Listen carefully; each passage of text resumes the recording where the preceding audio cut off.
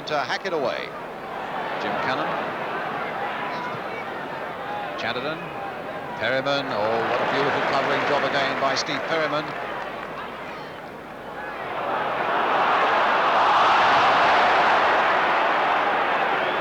Play on, said the referee, and he's absolutely right. Well, Harcourt now, but there's a bit of nonsense over there, a bit of giving a free kick to Crystal Palace. A foul by Steve Perryman.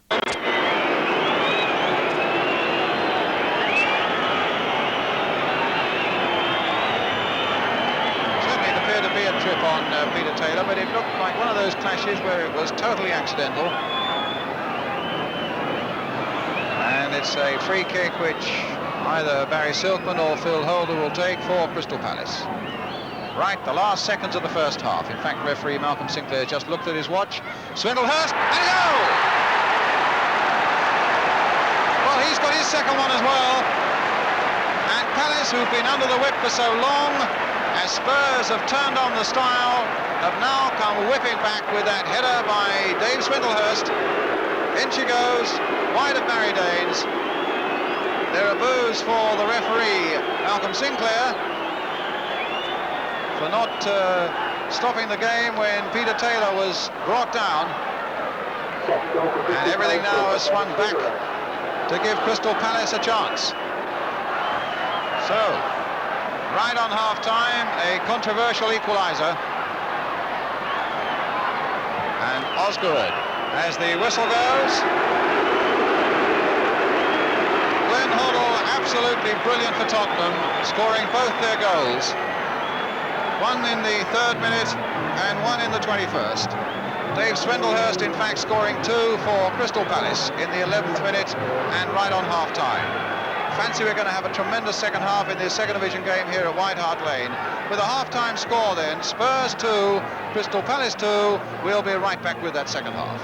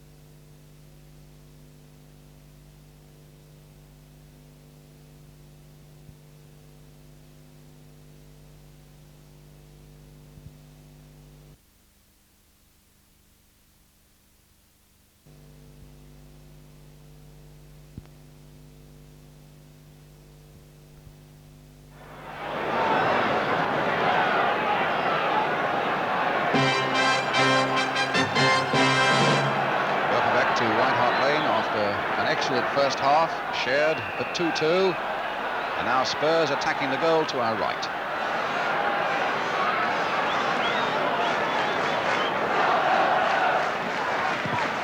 Osgood finding it there towards John Pratt.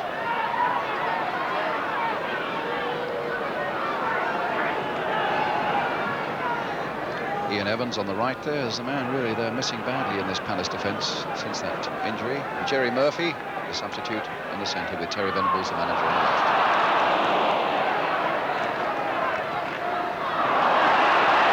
And a free kick now to Tottenham, the foul by Cannon on Lee. And Terry Naylor with the free kick. Duncan's again waiting in the middle. It's Peter Taylor, in fact, who floats it in there towards Duncan, and Nicholas got nicely behind that one for Palace.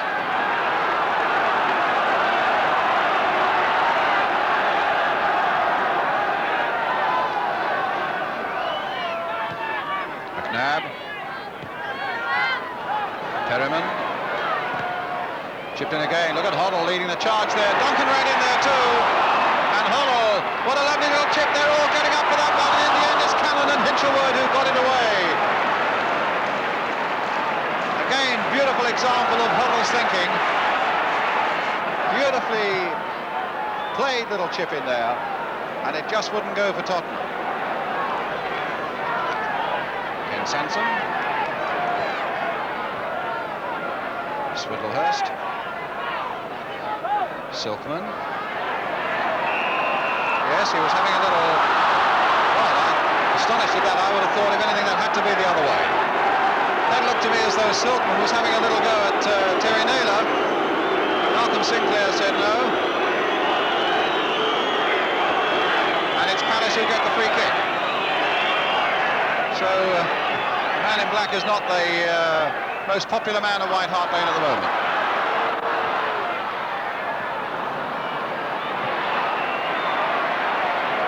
Shanahan, Swindlehurst, crossed in again and a go by, and Harcourt was right in there.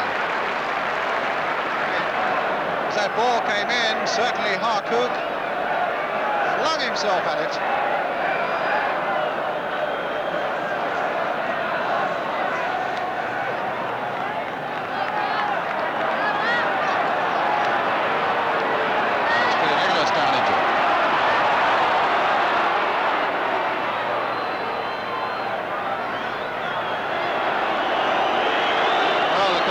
Physiotherapist Charlie Simpson coming on as well to see what the problem is here with Peter Nicholas, who in fact broke his leg about 2 months ago, and in fact has only had it out of plaster about a month, and I think it looks as though the stretcher is going to come on for poor young Peter Nicholas.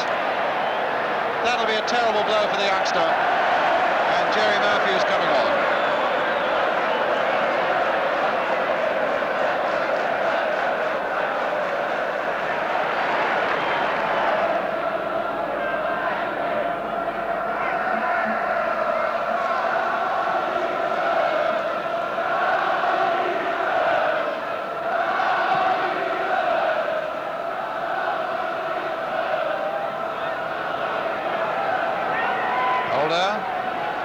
Silkman,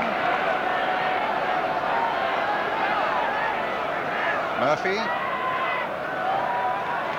Oh, well stopped by Peter Taylor. Colony right up. Duncan on the far side, but Taylor's run off a little bit of a blind alley there. Now, can he cut back? There's the simple ball to Hoddle. McNabb.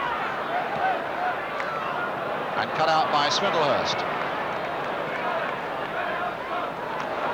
Fairman's little touch to Osgood. Lee, back for Pratt. Sanson away.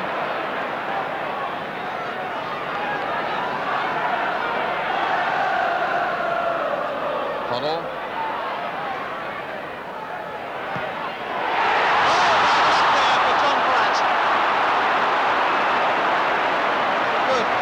That was a tremendous shot. I thought for a moment it was going over, but it went whistling past Tony Burns against that crossbar. Hinchelwood.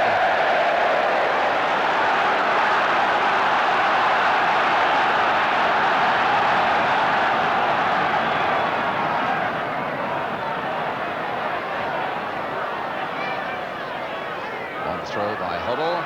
Duncan trying in vain to get that extra inch or two to beat Hinchelwood. He couldn't do it. But it's a corner for Tottenham.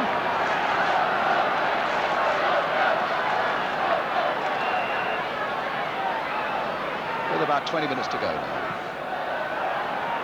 Well, that time McAllister had made his run, but the ball didn't come anywhere near him. Here's Osgood instead, though. Crossing that back in well. Lee was up there. Sanson getting it away. Naylor carefully and skillfully nodding it wide there for John Pratt. Cross coming in once more. And Silkman, the only Palace man up, except that Harcourt is right up there with him now. Murphy's getting up too. That's the one played by Silkman for Harcourt. And it's... Oh, for a moment it was the goal that Crystal Palace were looking for. Silkman did well to break out there and found Harcourt well. Thought it was a goal there, but it went just wide. Taylor. Good crossing again. Hoddle was leading them all again, and I think they've got a corner. Yes, Spurs have a corner.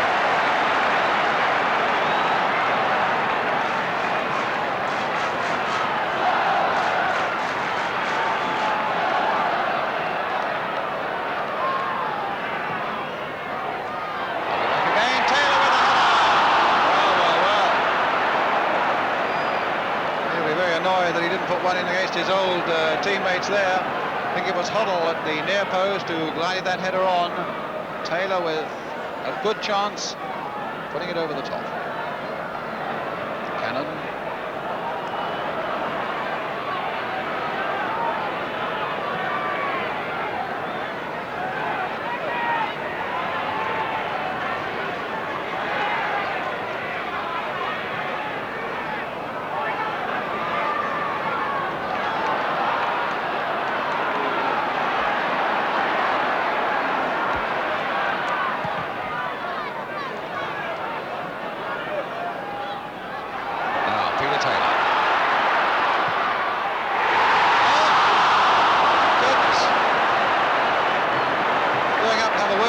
The goalkeeper Tony Burns, because Taylor hit that well, and I think Tony Burns, well, I thought he'd mussed it up for a moment, but he just got enough on it to take it wide of the post. And Duncan over with the header, and Palace can breathe again.